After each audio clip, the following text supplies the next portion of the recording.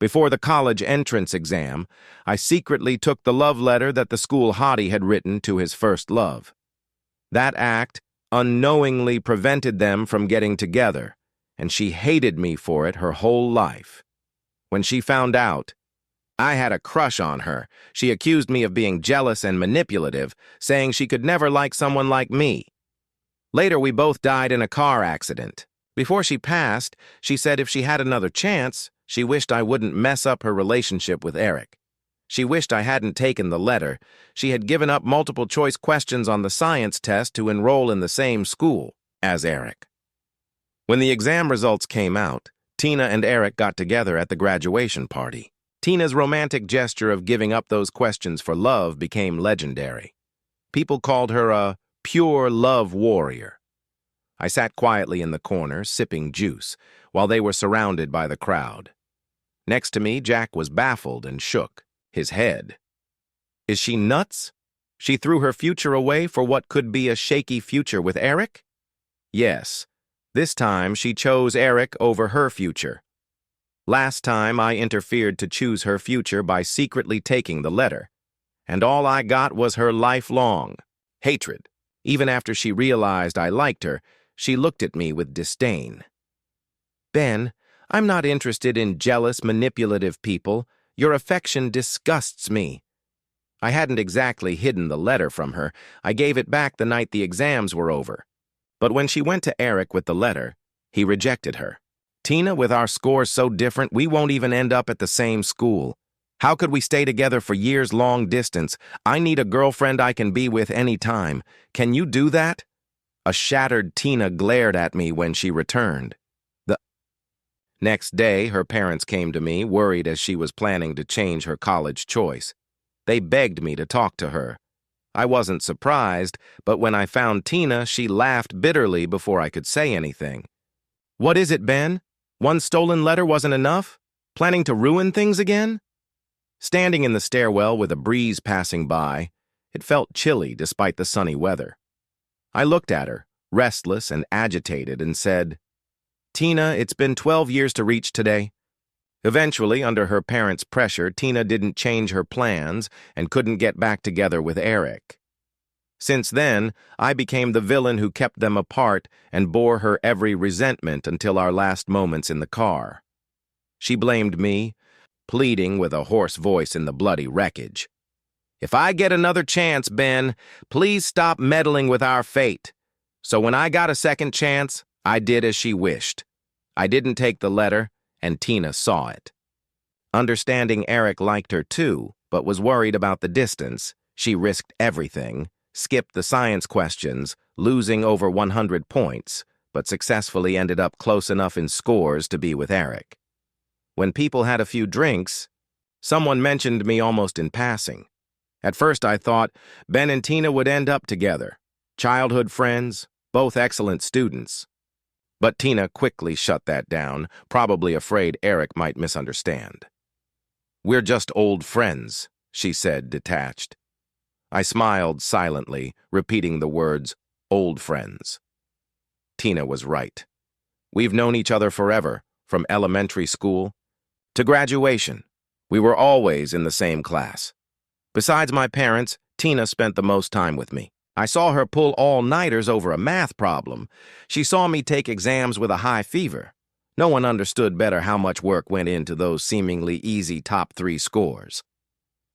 The day we got into high school, ranking first and second in the city, Tina pointed to our pictures on the honor roll and asked, 3 years later, this will be us, Ben. Are you confident? The summer evening sky burned bright behind her. Cicadas screamed their hearts out, and I clutched my books, looking at her. Tina, it's a promise. Back then, all we saw in each other's eyes was our hopeful future and firm resolve. But soon enough, Eric came into Tina's view. During a time when most students were messy and burned out, chasing their dreams, Eric stood out, unbelievably handsome. At the school festival, not long after we enrolled, Eric stood center stage in a white suit like a moonbeam. Everyone noticed him. His name was on every student's lips, for many girls, including Tina. He became their first crush. The first time I sensed something was off was when she returned from delivering papers to the next class. She was blushing and sat down, but for 4 periods, she only completed one problem on her test. The scratch paper filled with equations had 3 glaring letters. Eric. She scribbled over them, trying to hide what was clear to see. Later, I heard Eric had teased her when she delivered those papers. They accidentally bumped heads, and he caught her flustered. She said, "Watch out!" Eric grinned. "Sorry, big brain, and you're really pretty." Everyone around roared with laughter. Usually composed and stoic, Tina couldn't keep her cool. Our personalities, Tina's and mine, are quite similar, rational and calm like warm water. Eric was the opposite, intense and passionate, like a fizzing tablet dropped in that water, and a good-looking one, too. So it didn't surprise me that Tina was drawn to him. Just like in many rom-coms and novels, the main male and female characters often have contrasting personalities. The idea is that people get attracted to those who are different from them.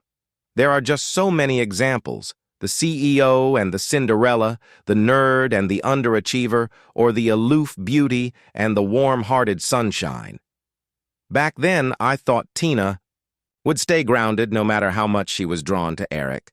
But she, usually rational and composed, rebelled for him once. Truth is, I have no clue how they got so close. I was too caught up in my hectic schoolwork, and our chats mostly circled around solving problems or prepping for the next exam. By the time I noticed how close Tina and Eric had gotten, Eric was already casually calling her a bookworm, a top student, and her reactions showed she was used to it. I began to spot Tina leaving for half an hour every lunchtime to tutor Eric and having plans on weekend mornings, which were actually meetups organized by Eric. I realized Tina had fallen for him. But that didn't distract me from my studies. Not until the national physics competition in sophomore year started closing in.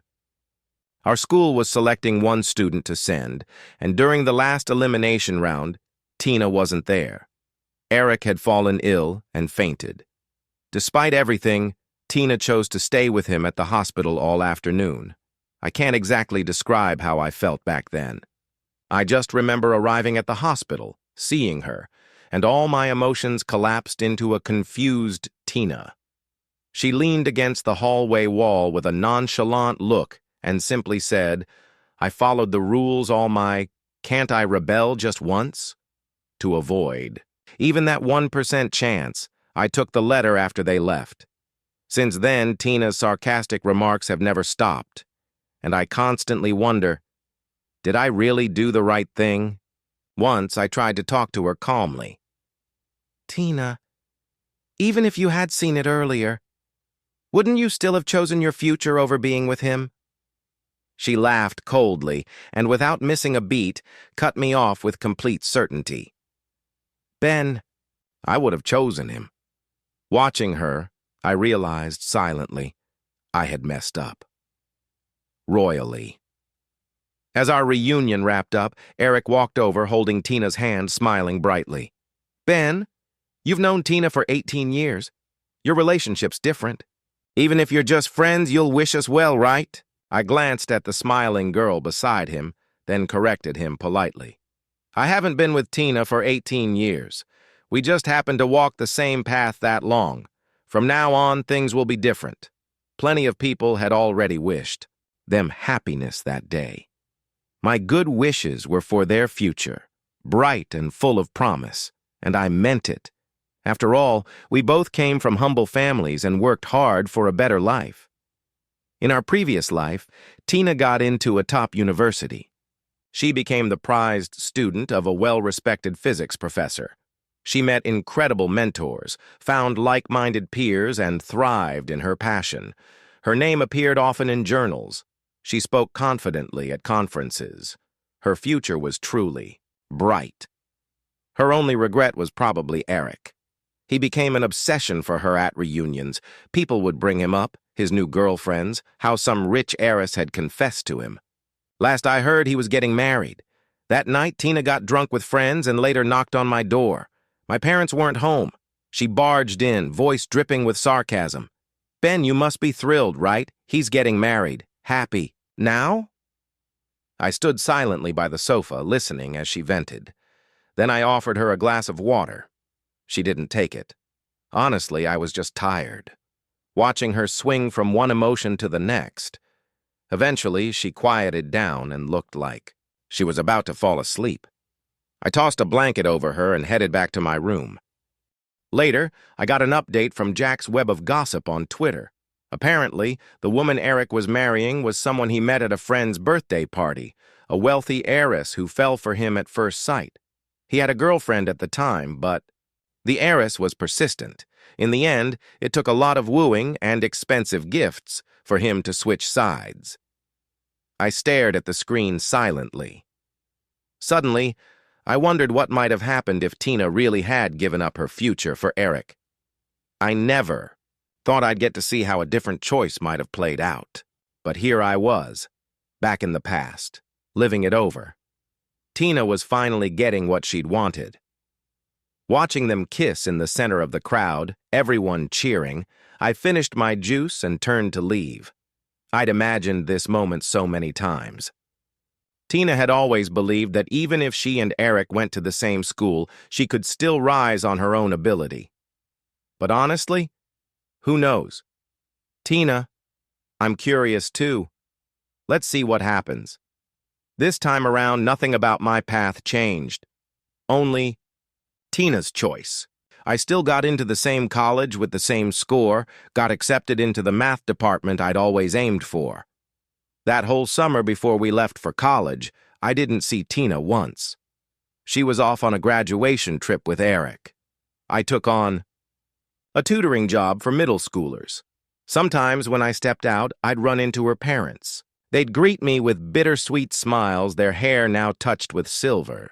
I guessed they'd never know why Tina, who was always in the top 3 and full of potential, had suddenly bombed the college entrance exam.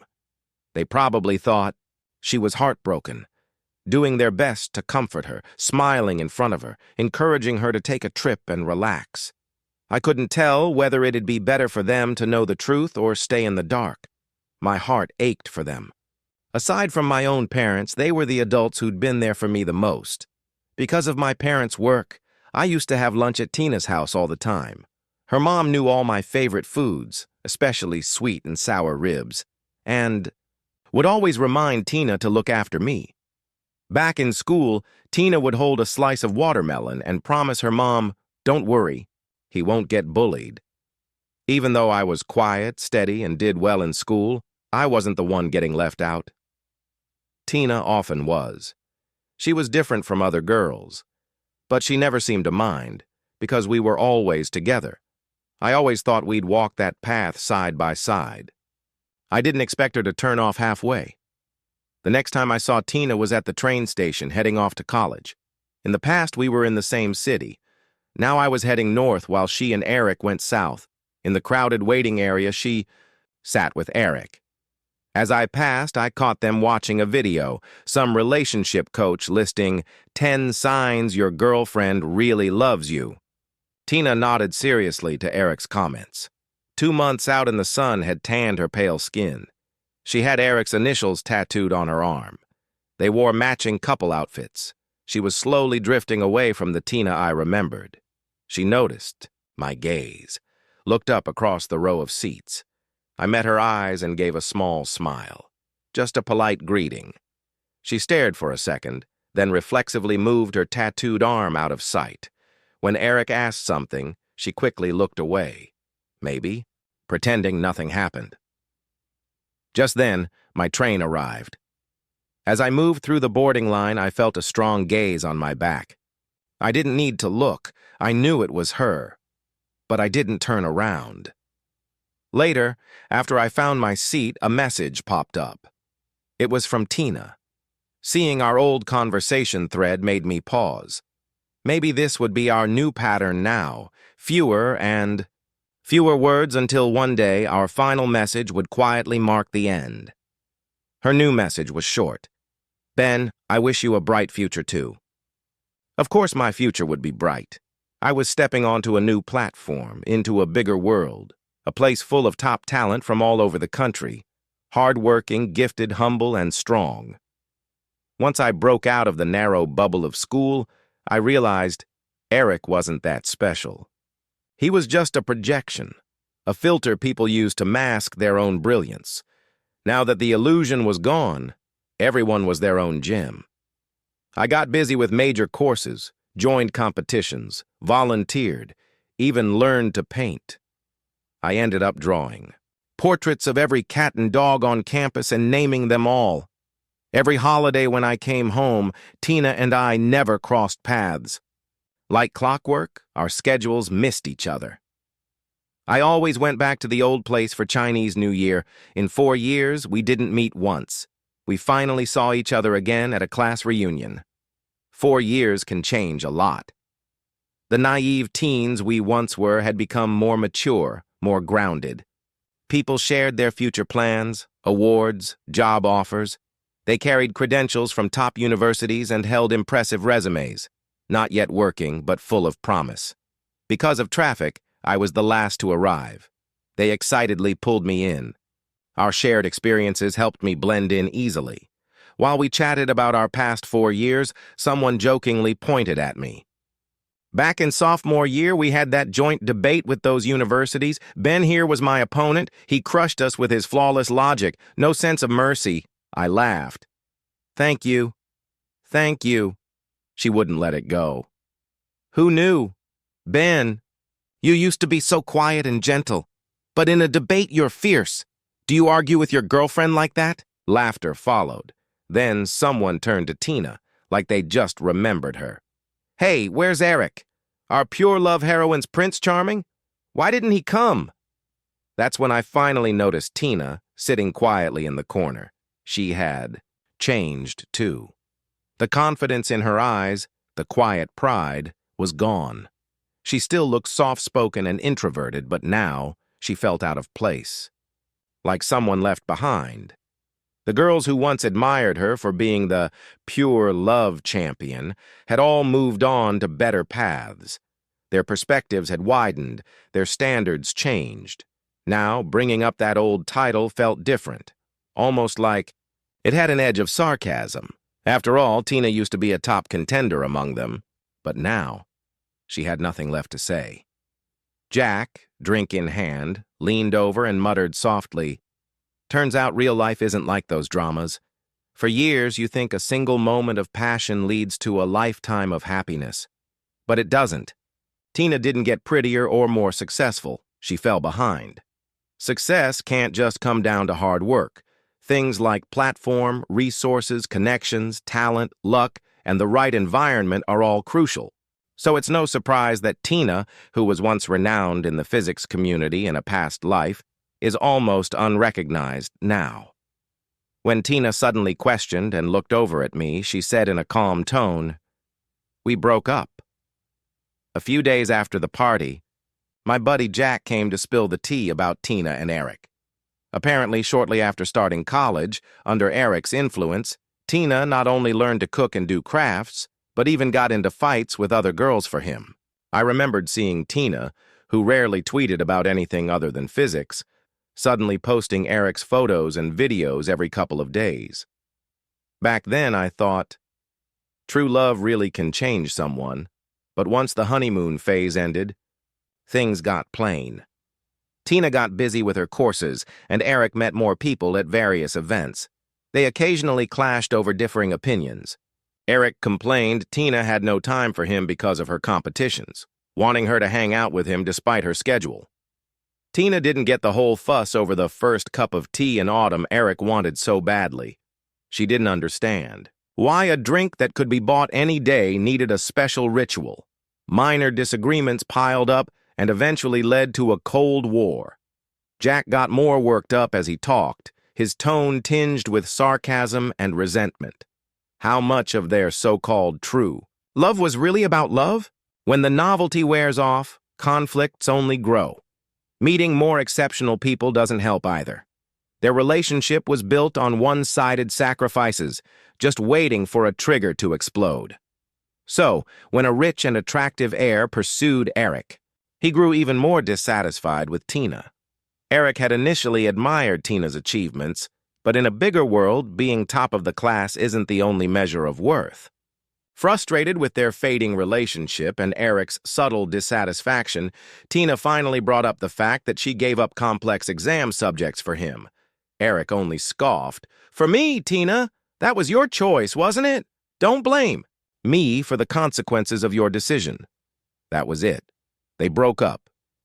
Eric quickly moved on to the rich heir, closing the chapter on their legendary romance.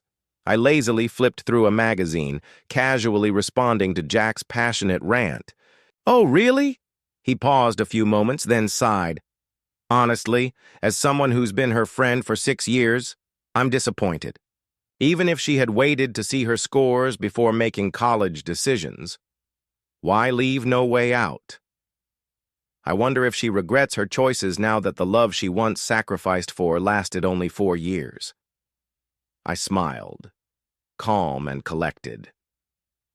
It's her choice, whether she regrets it or not. No one else will bear the consequences now. But back in our past life, living with her constant resentment and disdain, I truly regretted it. Living in the same city for work and studies, our paths often crossed in academic circles. At home, we maintained a polite front for our parents, keeping up appearances, but each encounter meant facing her sneers. I think her hatred peaked when she found out about my crush. I'd always kept diaries, and since so much time together, I wrote about her a lot. Little things like us hiking and her carrying me home after I twisted my ankle, or her standing in punishment beside me when I overslept. She'd lend me materials I forgot, and we'd hit the library together, compete for our school, console each other when our ranks slipped, or argue over problems. Everything between us was ordinary. I never had any dramatic moments to stir large emotions, so I didn't realize when I started liking her.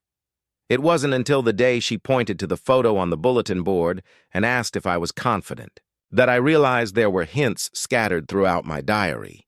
I admired her determination to chase her dreams, her glowing eyes when facing challenges, and the way she'd look at me when I was discouraged and asked, "So are you stopping here, Ben?" That night, for the first time, I wrote in my diary, "I like Tina. Yes, I like Tina. But then Eric came along and got close to Tina. We didn't talk much outside our mutual connection, so I mentioned it once in my diary. Tina likes Eric." Later, things got tense between Tina and me because of the letter. Every argument chipped away at my feelings for her, much like how a crush can appear out of nowhere. I thought my secret crush would never be known, but I didn't expect her to see my diary. She came over to help my dad set up a new bookshelf. To this day, I clearly remember her holding up the diary, giving me a sarcastic look. She asked in a chilly tone, "You like me?" I looked at the diary in her hand, paused, then admitted calmly, "Yes, I did." Maybe my calmness annoyed her because she suddenly threw the diary at me and yelled, "So you took the love letter!" The hardcover grazed my cheek. It hurt a bit, but in that moment, I realized I didn't like her anymore. I wasn't sad about her carelessly tossing aside memories of my crush. I picked up the diary and dusted it off, seriously apologizing. "I'm sorry, Tina. I shouldn't have taken the love letter, shouldn't have disrupted your relationship, and shouldn't have liked you without asking." But she wasn't satisfied, scoffing before walking away, leaving behind words that stuck with me. Jealous, manipulative. Honestly, while I did like her, I valued our friendship more than a fleeting crush. Taking the letter wasn't to stop her and Eric. I just hoped she could achieve what matched her 12 years of effort without interference. So I delayed her choice for a few days. I was never jealous of Eric. I knew you can't force feelings. So if she ended up with Eric, I'd offer my congratulations and move on. Now, it's like I've corrected past mistakes and am on the path I was meant to take. Even though I didn't take the letter this time, I didn't intentionally distance myself from this life's Tina, at least not until after the college entrance exams. Then we ended up in different circles for 4 years. So when we met at a gathering, we didn't talk. This kind of drifting apart didn't bother me, so I didn't reach out to ease things. Not until her mom was hospitalized and my mom brought me to visit.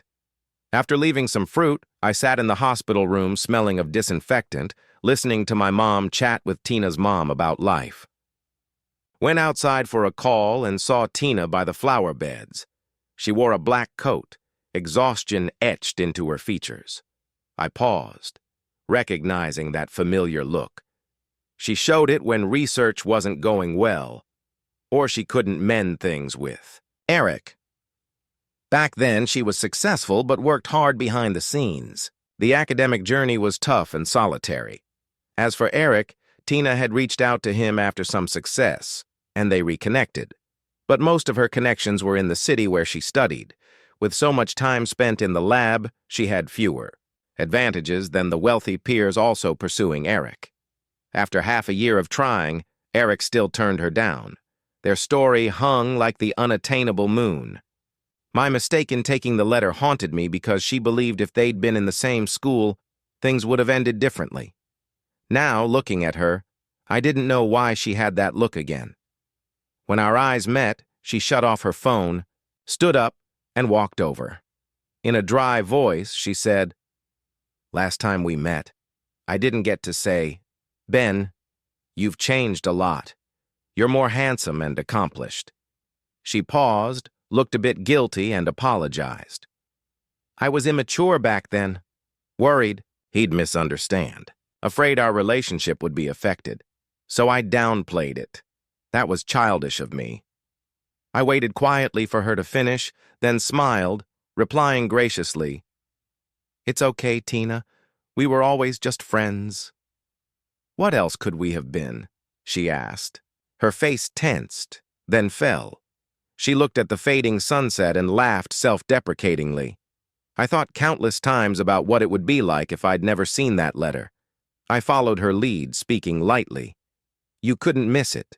It was placed right there." She suddenly turned. "What if someone took it?" I paused, unable to respond, before she asked, "Ben, if you'd seen it first, would you have taken it?" I looked closely at her, searching for something, but saw nothing. Calmly, I shook my head. No, I wouldn't have taken it. We both turned away, falling into silence. She suddenly smiled, seeming relieved, and said repeatedly, "That's good. That's good." Then she started talking about how she keeps having the same dream since we broke up.